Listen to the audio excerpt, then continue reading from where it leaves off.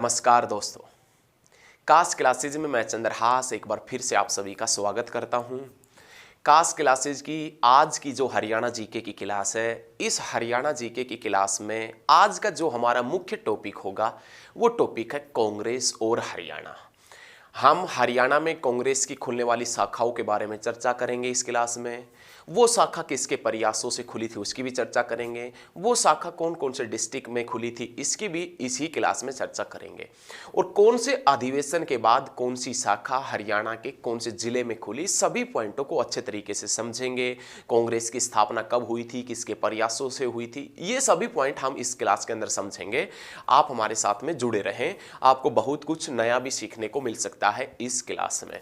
तो चलिए अब स्टार्ट करते हैं। आज का जो टॉपिक है उसके अंदर हेडिंग आप डाल लीजिए। आप बेहतरीन तरीके के नोट्स बनाएं। कांग्रेस और हरियाणा आज का जो टॉपिक का मुख्य विषय है। आज का जो टॉपिक है वो कौन सा है? कांग्रेस और हरियाणा। हम कांग्रेस और हरियाणा के बारे में पढ़ेंगे। तो सबसे पहले हम बात करें कांग्रेस की, कि कांग्रेस जो है ये कांग्रेस पार्टी जिसकी स्थापना कब हुई थी, तो आप बताएंगे 28 दिसंबर 1885 के अंदर कांग्रेस की स्थापना हुई। 28 दिसंबर 1885 को जितने भी विद्यार्थी, जितने भी स्टूडेंट हमें देख रहे हैं, लगभग सभी स्टूडेंटों को पता होगा। लेकिन अभी आप ध्यान दीजिए, कुछ पॉइंट ऐसे बताएंगे जो आप आज आप पहली बार उन पॉइंटों को सुनेंगे। ध्यान दीजिए, थोड़ा सा ध्यान दीजिए।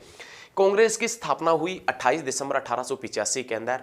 यह स्थापना कहां पर हुई थी, तो आप बताएंगे गोकुल तेजपाल संस्कृत विश्वविद्यालय या यूनिवर्सिटी हम कह सकते हैं। गोकुल तेजपाल संस्कृत विश्वविद्यालय के अंदर कांग्रेस की स्थापना हुई थी 28 दिसंबर 1885 का। लेकिन उस समय का तो बॉम्बे हुआ करता था, मुंबई हुआ करता था। वर्तमान में मुंबई है। वर्तमान में क्या है तो आप बताएंगे मुंबई है। पहले हुआ करता था मुंबई या बॉम्बे भी हुआ करता था। आप सभी ने एक चीज पढ़ा होगा कि मुंबई का नाम बदलकर मुंबई कब हुआ। नहीं पढ़ा है तो अभी पढ़ेंगे आप, थोड़ा सा ध्यान दीजिए। मुंबई का नाम बदलकर मुंबई या बॉम्बे का नाम बदलकर मुंबई कब हुआ था, तो आप बताएंगे भैया 1995 में। 1995 के अंदर हुआ था। गुरु जम्बेश्वर यूनिवर्सिटी हिसार में कब बनी थी? 1995 में।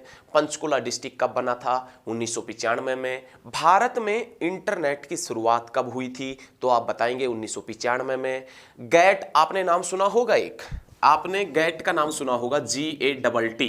गैट एक संगठन है। गैट संगठन journal agreement trade and tariff, journal agreement trade and tariff, जिसकी स्थापना हुई थी लगभग 1948 में।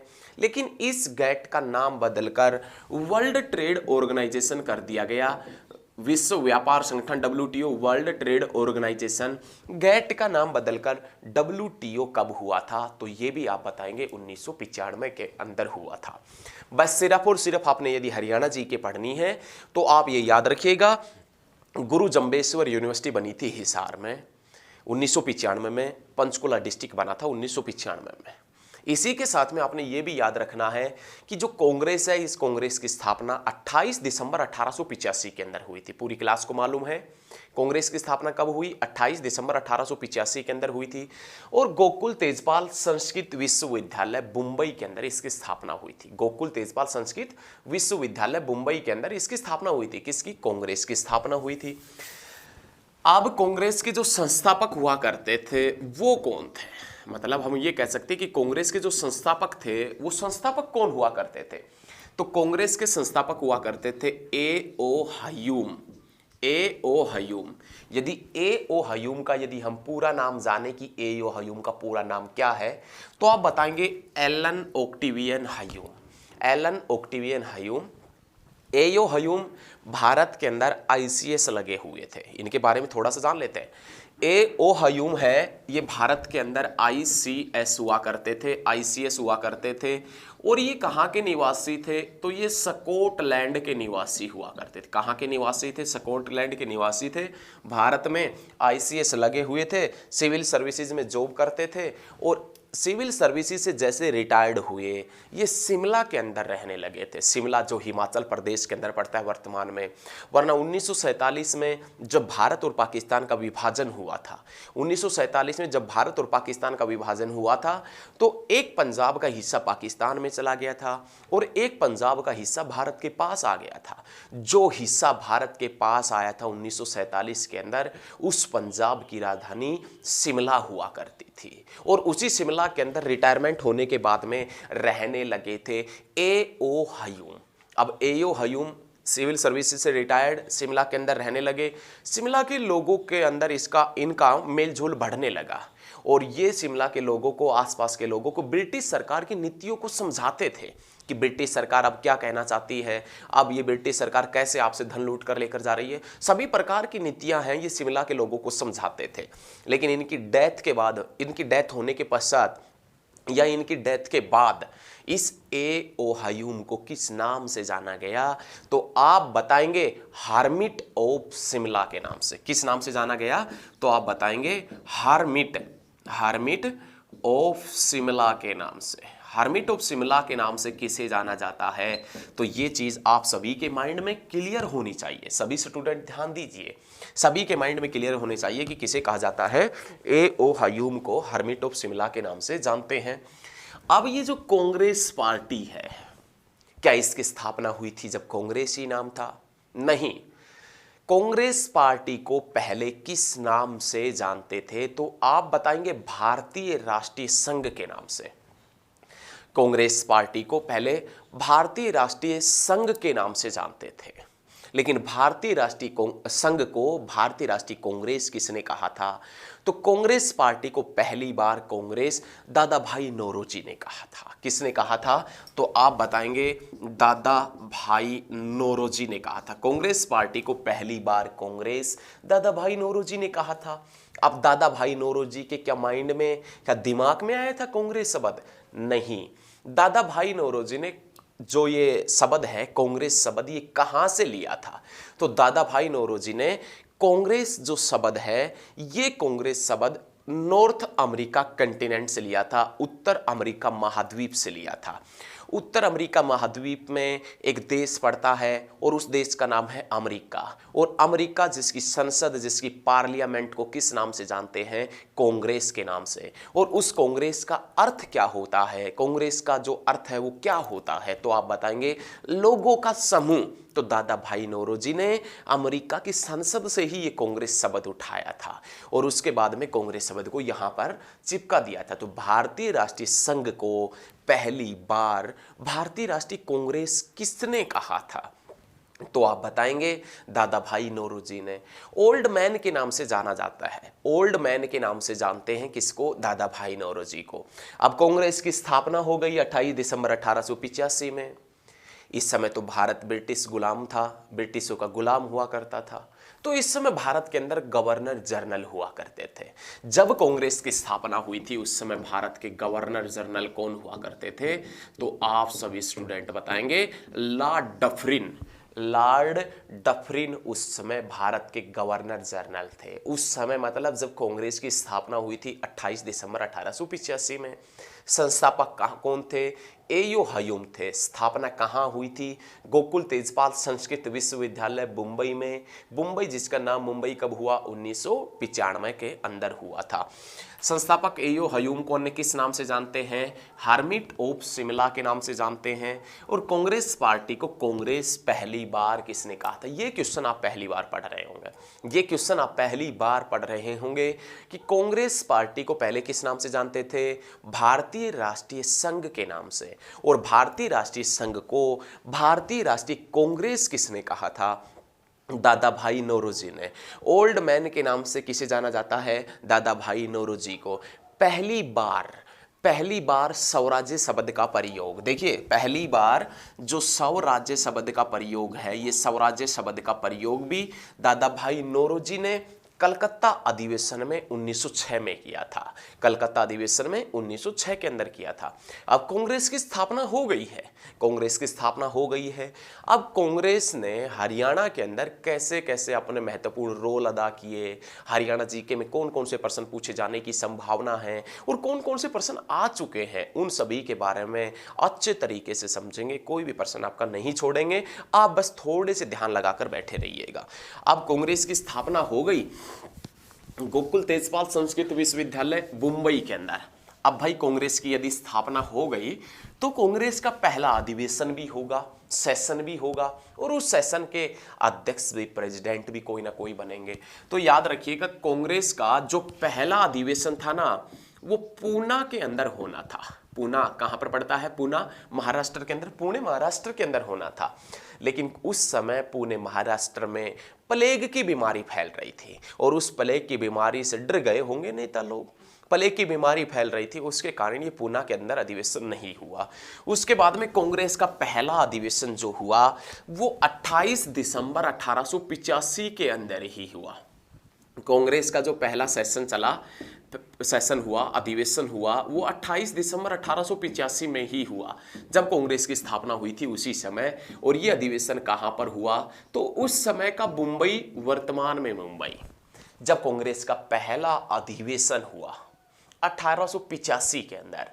तो इस अधिवेशन में कितने प्रतिनिधियों ने भाग लिया था, कितने व्यक्तियों ने भाग लिया था? तो आप सभी स्टूडेंट बताएंगे।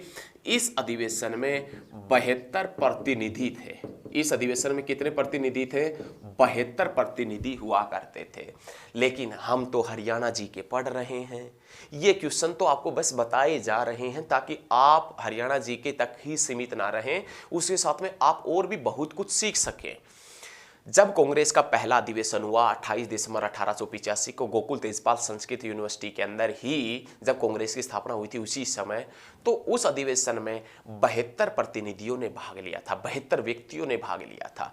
और उसमें हरियाणा के अंबाला की तरफ से, हरियाणा में अंबाला की तरफ से किसने भाग लिया था? हरियाणा में अंबाला की तरफ से लाला मुरलीधर ने भाग लिया था। किसने भाग लिया था? लाला मुरलीधर ने। कांग्रेस के पहले अधिवेशन में जो 1885 के अंदर ही हुआ था, उसमें 72 प्रतिनिधियों में से एक प्रतिनिधि हरियाणा के अंबाला से हुआ करता था, और उस प्रतिनिधि का नाम क्या था? लाला मुरलीधर। वैसे लाला मुरलीधर का जन्म जो हुआ था, लाला मुरलीधर का जो जन्म हुआ था वो पलवल में हुआ था, लेकिन इन्होंने सारे कार्य कहां पर किए थे? अंबाला में। ये बात भी हम अभी तुरंत बताने वाले हैं। अब कांग्रेस का अधिवेशन हो गया, फर्स्ट अधिवेशन, कांग्रेस की स्थापना हो गई 28 दिसंबर 1885 के अंदर। अब भाई साहब आप एक समझने की कोशिश कीजिए। मान लेते कि आज आपने और हम सब ने मिलकर एक नई पार्टी बना ली। अब नई पार्टी जिसकी शुरुआत हमने रोहतक से की है, जिसकी शुरुआत हमने हिसार से की है, जिसकी शुरुआत अंबाला से की है, आज एक नई पार्टी बनाई है, नई पार्टी का सब कुछ हो गया काम। लेकिन आपने यदि शुरुआत रोहतक से की, हमने शुरुआत यदि रोहतक से की, तो नई पार्टी का सबसे पहले जो मुख्यालय खुलेगा वो रोहतक में ही खुलेगा। ऐसा तो है नहीं कि भाई साहब आज 29 दिसंबर है, तो ऐसा तो नहीं है कि भाई साहब 29 दिसंबर को ही हर जगह कांग्रेस की नींव रख दी। ऐसा तो नहीं हो सकता। 29 दिसंबर को यदि कांग्रेस की नींव रखेंगे एक जिले के अंदर, तो 20 दिसंबर को दूसरे जिले में, और क्या पता अगला दिसंबर आ जाए, क्या पता उससे अगला दिसंबर आ जाए, पूरे हरियाणा में फैलते फैलते। तो कांग्रेस की जो स्थापना हुई थी वो 28 दिसंबर 1885 को हुई थी। 1885 के मात्र 3 दिन शेष थे। क्या 3 दिन के अंदर पूरे भारतवर्ष के अंदर कांग्रेस की शाखा खोली जा सकती है? नहीं खोली जा सकती, नामुमकिन है। 1885 के बाद में पहला अधिवेशन हो गया है 1885 के अंदर। उसके बाद में दूसरा अधिवेशन हुआ 1886 में, और दूसरा अधिवेशन हुआ था उसी समय, उसी साल हरियाणा में कांग्रेस की दूसरी शाखा खुली थी। 1885 में 3 दिन बचे थे, तो 3 दिन में कुछ भी नहीं हो सकता है। अगले साल 1886 में हरियाणा में शाखा खुली थी, और 1886 के अंदर ही कांग्रेस का दूसरा अधिवेशन हुआ था। कांग्रेस का जो दूसरा अधिवेशन है, दूसरा सेकंड जो अधिवेशन है कांग्रेस का सेकंड अधिवेशन, ये कहाँ हुआ था? तो आप बताएंगे कलकत्ता के अंदर। कांग्रेस का दूसरा अधिवेशन कहाँ हुआ था? तो आप बताएंगे कलकत्ता के अंदर। थोड़ा सा ध्यान दीजिए, कलकत्ता के अंदर दूसरा अधिवेशन हुआ था। इस दूसरे अधिवेशन के अध्यक्ष कौन थे? तो भैया बहुत अच्छा क्वेश्चन है, दादा भाई नौरोजी है। लेकिन पहले अधिवेशन के अध्यक्ष हमने नहीं बताए, तो ये जो पहले अधिवेशन के अध्यक्ष हुआ करते थे वो WC बनर्जी थे। ये क्वेश्चन आप नोट कर लीजिए। पहले अधिवेशन के अध्यक्ष हुआ करते थे वो व्योमेश चंद्र बनर्जी थे, WC बनर्जी थे। दूसरे अधिवेशन के जो अध्यक्ष थे दादा भाई नौरोजी। दादा भाई नौरोजी के संदर्भ में या कांग्रेस के अध्यक्ष बनने से संबंधित एक पॉइंट अक्सर एग्जाम में पूछ लिया जाता है। अक्सर एग्जाम में क्या पूछा जाता है कि कांग्रेस का प्रथम गैर हिंदू अध्यक्ष, कांग्रेस का प्रथम गैर हिंदू अध्यक्ष कौन था? तो आप बताएंगे दादा भाई नौरोजी। अब गैर हिंदू अध्यक्ष है दादा भाई नौरोजी, तो ये दादा भाई नौरोजी कौन से धर्म से संबंधित थे? कौन सा धर्म इनका हुआ करता था? तो दादा भाई नौरोजी कौन से धर्म से संबंधित थे? पारसी धर्म से संबंधित हुआ करते थे। और ओल्ड मैन के नाम से भी किसे जानते हैं? दादा भाई नौरोजी को। पहली बार स्वराज्य शब्द का प्रयोग किसने किया था? दादा भाई नौरोजी ने। लेकिन स्वराज्य मेरा जन्मसिद्ध अधिकार है और इसे मैं लेकर रहूंगा, बाल गंगाधर तिलक ने कहा था। स्वराज्य पार्टी मोतीलाल नेहरू और चित्तरंजन दास ने बनाई थी 1923 में। और पूर्ण स्वराज्य की मांग पंडित जवाहरलाल नेहरू ने 1929 के लाहौर अधिवेशन में उठाई थी। चारों पॉइंट आपने नोट करने, चारों पॉइंट आपने बेहतरीन तरीके से, गजब तरीके से नोट करने हैं, गजब तरीके से पढ़ने हैं। उसके बाद में देखें, कांग्रेस का जो सेकंड अधिवेशन है वो 1886 के अंदर हुआ, कलकत्ता के अंदर हुआ, दादा भाई नौरोजी। अब कांग्रेस का जो सेकंड अधिवेशन हुआ था, इसमें हरियाणा में किस किस ने भाग लिया था? हरियाणा की तरफ से किस किस ने भाग लिया था? तो हरियाणा के अंदर एक डिस्ट्रिक्ट पड़ता है जिसका नाम है झज्जर। तो झज्जर की तरफ से पंडित दीनदयाल शर्मा ने, पंडित दीनदयाल शर्मा ने भाग लिया था। ये क्वेश्चन आपने याद रखना है। झज्जर की तरफ से पंडित दीनदयाल शर्मा ने भाग लिया था। हरियाणा में झज्जर की तरफ से पंडित दीनदयाल शर्मा ने। और रोहतक से किसने भाग लिया था? तो आप बताएंगे रोहतक से भाग लिया था बाल मुकुंद गुप्त ने। 1886 के अंदर कांग्रेस का जो दूसरा अधिवेशन हुआ था जिसके अध्यक्ष दादा भाई नौरोजी थे, उस अधिवेशन में हरियाणा में झज्जर की तरफ से पंडित दीनदयाल शर्मा ने और रोहतक की तरफ से किसने भाग लिया था? बाबू बाल मुकुंद गुप्त ने। लेकिन इसी के साथ में ये भी आपने लिखना है, नोट करना है, थोड़ा सा ध्यान दीजिए, थोड़ा सा, बस थोड़ा सा ध्यान दीजिए, उसी से काम बन जाएगा। कांग्रेस की हरियाणा में प्रथम शाखा, फर्स्ट शाखा, प्रथम ब्रांच है, फर्स्ट ब्रांच है। कांग्रेस की हरियाणा में पहली शाखा, कांग्रेस की हरियाणा में पहली शाखा 1886 के अंदर ही खुली थी। कांग्रेस की हरियाणा में पहली शाखा कहां खुली थी, किसके प्रयासों से खुली थी? तो वो देखें, हरियाणा में कांग्रेस की प्रथम शाखा है, ये खुली थी अंबाला में। कहां खुली थी? अंबाला में। लेकिन ये जो कांग्रेस की शाखा, ये किसके प्रयासों से खुली थी? तो आप बताएंगे लाला मुरलीधर के प्रयासों से। देखिए, कांग्रेस की जो प्रथम शाखा है वो हरियाणा में कहां खुली? तो आप बताएंगे अंबाला में 1886 के अंदर। ये शाखा किसके प्रयासों से खुली थी? तो ये भी आप बताएंगे अच्छे तरीके से कि लाला मुरलीधर के प्रयासों से खुली थी। लाला मुरलीधर जिसकी जन्मभूमि पलवल है, लाला मुरलीधर जिसकी कर्म भूमि, लाला मुरलीधर ने अपने जीवन में जितने भी काम किए उनमें से अधिकतर काम उसने अंबाला में किए थे। तो इसी कारण लाला मुरलीधर की जो कर्म भूमि बनती है वो अंबाला बनती है। लाला मुरलीधर जिसे the grand old man of Punjab के नाम से जानते हैं, the grand old man of Punjab के नाम से लाला मुरलीधर, परंतु पंजाब केसरी के नाम से लाला लाजपत राय को जाना जाता है। आप सभी स्टूडेंट थोड़ा सा ध्यान दे लीजिए कि कांग्रेस की प्रथम शाखा हरियाणा में अंबाला में लाला मुरलीधर के प्रयासों से 1886 में खुली थी। कहां पर? अंबाला के अंदर खुली थी। तो सभी ने अच्छे तरीके से याद रखना है। लाला मुरलीधर जिसकी जन्मभूमि तो पलवल है और लाला मुरलीधर जिसकी कर्म भूमि, काम किए कहां पर अधिकतर? तो अंबाला के अंदर किए थे। अब एक बार बोर्ड को साफ कर देते। ये तो कांग्रेस की पहली शाखा खुली है। कांग्रेस की पहली शाखा खुली थी अंबाला के अंदर। ये क्वेश्चन आपने नोट कर लिया है। आप इतने बेहतरीन नोट्स बनाए हमारे साथ के साथ में, आप इतने बेहतरीन नोट्स बनाएं कि वो नोट्स आपके मार्केट में चले, आपके नोट्सों से बच्चे पढ़े, तब हम मानेंगे कि वास्तव में आपने गजब लिखा है। और उसके बाद में हमारी और आपकी मुलाकात होगी। नोट्स बनाएंगे ना बेहतरीन, पूरी हरियाणा जी के बड़े स्टैंडर्ड तरीके से, बड़े गजब तरीके से पढ़ाएंगे। कोई क्वेश्चन आप ऐसा नहीं कहेंगे कि सर ये क्वेश्चन तो आपने बताया नहीं, तो बहुत अच्छे तरीके से पढ़ाएंगे। किसी प्रकार की चिंता करने का विषय नहीं है। उसके बाद में कांग्रेस का होता है थर्ड सेशन, कांग्रेस का तीसरा अधिवेशन।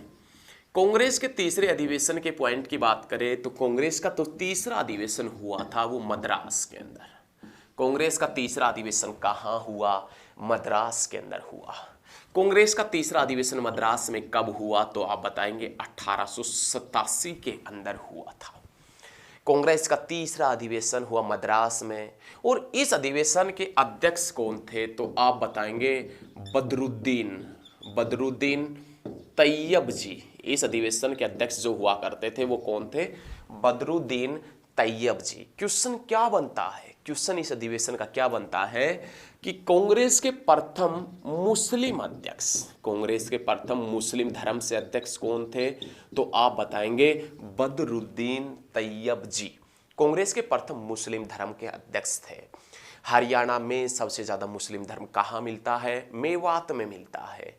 दूसरा कहाँ मिलता है? तो आप बताएंगे पलवल में मिलता है। सभी स्टूडेंट थोड़ा सा ध्यान दे लीजिए कि हरियाणा के अंदर कांग्रेस की दूसरी शाखा, हरियाणा के अंदर कांग्रेस की जो सेकंड ब्रांच है, कांग्रेस की दूसरी शाखा है, ये कहां पर खुली थी? तो आप बताएंगे हिसार में खुली थी। हिसार में ये शाखा किसके प्रयासों से खुली थी? तो आप बताएंगे लाला लाजपत राय। लाला लाजपत राय के प्रयासों से खुली थी। हिसार में कांग्रेस की दूसरी शाखा खोली गई हरियाणा के अंदर 1887 में। लेकिन ये शाखा हिसार में किसके प्रयासों से खोली गई थी? लाला लाजपत राय के प्रयासों से। लाला लाजपत राय जिसका राजनीतिक कार्य क्षेत्र, लाला लाजपत राय जिसका राजनीतिक कार्य क्षेत्र कौन सा जिला होता था?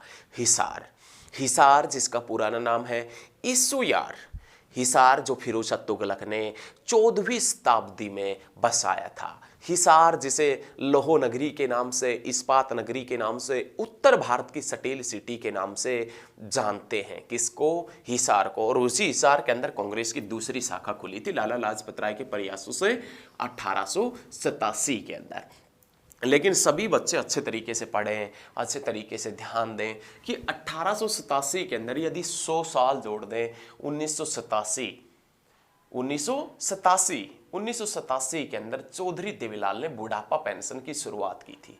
और 1987 से 1987 से 1989 तक चौधरी देवीलाल, 1987 से 1989 तक चौधरी देवीलाल हरियाणा के दूसरी बार मुख्यमंत्री रहे थे। दूसरी बार मुख्यमंत्री रहे थे 1987 से 89।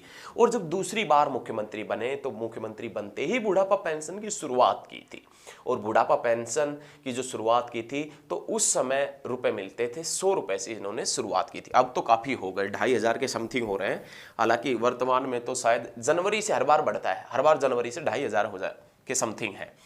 उसके बाद में देखें, उसके बाद में नेक्स्ट पॉइंट की बात करें तो कांग्रेस के फोर्थ अधिवेशन की बात कर लेते हैं। कांग्रेस का जो फोर्थ अधिवेशन है, ये कांग्रेस का फोर्थ सेशन है। कांग्रेस का फोर्थ अधिवेशन ये कहाँ हुआ था? तो कांग्रेस का फोर्थ अधिवेशन हुआ था इलाहाबाद के अंदर। इलाहाबाद के अंदर कांग्रेस का फोर्थ अधिवेशन हुआ था। इलाहाबाद एक समय में ऐसा था कि प्रयागराज था। और प्रयागराज के अंदर हरियाणा का एक ऐसा भी शासक था जो प्रत्येक 5 साल में धार्मिक सभा करता था, जिसका नाम हर्षवर्धन था। कुरुक्षेत्र डिस्ट्रिक्ट में सारी चीजें आपको देखने को मिलेगी। हर्षवर्धन से संबंधित हर जानकारी कुरुक्षेत्र डिस्ट्रिक्ट में आप देखेंगे। तो ये याद रखिएगा, फोर्थ अधिवेशन कांग्रेस का अधिवेशन हुआ इलाहाबाद में। इस इलाहाबाद में हरियाणा की तरफ से किसने भाग लिया? तो आप बताएंगे लाला लाजपत राय ने। किसने भाग लिया? लाला लाजपत राय ने। और इस लाला लाजपत राय के साथ में कौन गए थे? तो लाला चूड़ामणि भी गए थे। याद रखिए, बहुत अच्छा है। सभी स्टूडेंट एक बार थोड़ा सा गौर फरमाइएगा, गौर क्या फरमाना है कि कांग्रेस का चौथा अधिवेशन हुआ इलाहाबाद में। इस इलाहाबाद अधिवेशन में हरियाणा की तरफ से किसने भाग लिया, तो आप बताएंगे लाला लाजपत राय ने। और लाला लाजपत राय के साथ में जाने वाले व्यक्ति कौन थे, या लाला लाजपत राय के साथ में कौन गए थे, तो लाला चूड़ामणि गए थे। कौन गए थे, लाला चूड़ामणि गए थे। अब क्वेश्चन आता है कि हरियाणा के अंदर कांग्रेस की थर्ड ब्रांच कहां पर खुली थी, कांग्रेस की तीसरी ब्रांच, क्योंकि पहली ब्रांच भी बता चुके हैं, दूसरी ब्रांच भी बता चुके हैं, अब है तीसरी ब्रांच का नंबर। हरियाणा के अंदर कांग्रेस की जो तीसरी ब्रांच है वो रोहतक में खुली थी। कहां पर खुली थी, रोहतक में। और घटना कब की है, 1888 की, क्योंकि कांग्रेस का चौथा अधिवेशन भी कब हुआ था, 1888 के अंदर ही हुआ था। याद रखिएगा, रोहतक में कांग्रेस की तीसरी शाखा खुली थी। और ये तीसरी शाखा कब खुली थी, 1888 के अंदर खुली थी, याद रखना है। उसके बाद में क्वेश्चन बनता है कि हरियाणा के सभी जिलों में, हरियाणा के सभी जिलों के अंदर कांग्रेस की शाखा कब तक खुल चुकी थी, हरियाणा के सभी जिलों में कांग्रेस की ब्रांच कब तक खुल चुकी थी, तो सभी स्टूडेंट बताएंगे 1907 तक।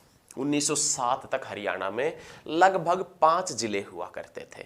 1907 तक हरियाणा में लगभग 5 जिले थे और पांचों जिलों के अंदर कांग्रेस की शाखा कब तक खुल गई थी, 1907 तक। पॉइंट नोट कर लिया आपने, तो आप पॉइंट नोट कर लिया तो इस पीछे के 2 वर्ड को चेंज कर दे। 1907 के यदि पीछे के 2 वर्ड को चेंज कर दे तो 1970 बनता है। कांग्रेस के सभी जिलों में कांग्रेस की शाखा कब तक खुल चुकी थी, 1907 तक। लेकिन हरियाणा के सभी गांवों में बिजली कब तक पहुंच चुकी थी, 1970 तक।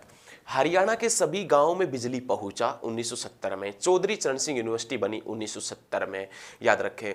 1970 में आप ही बता दीजिए, अब हरियाणा के सभी गांवों में बिजली पहुंची है, लाइट पहुंची है, तो हरियाणा में विकास हुआ है। अब हरियाणा में विकास हुआ है तो उस समय का जो मुख्यमंत्री था, जिसके शासनकाल में हरियाणा में सभी गांवों में बिजली पहुंची थी, उसे विकास पुरुष के नाम से जाना गया। और वो विकास पुरुष जिसके शासनकाल में बिजली पहुंची वो कौन था, तो आप बताएंगे चौधरी बंसीलाल। आधुनिक हरियाणा का निर्माता लौह पुरुष और विकास पुरुष के नाम से किसे जानते हैं, चौधरी बंसीलाल को, जिनके नाम से यूनिवर्सिटी विश्वविद्यालय भिवानी में है और जिनका जन्म 1927 में गोलागढ़ भिवानी में हुआ था। ये याद रखिएगा। और आज की इस क्लास का लास्ट जो क्वेश्चन है, लास्ट पर्सन है, वो क्या है वो देखें।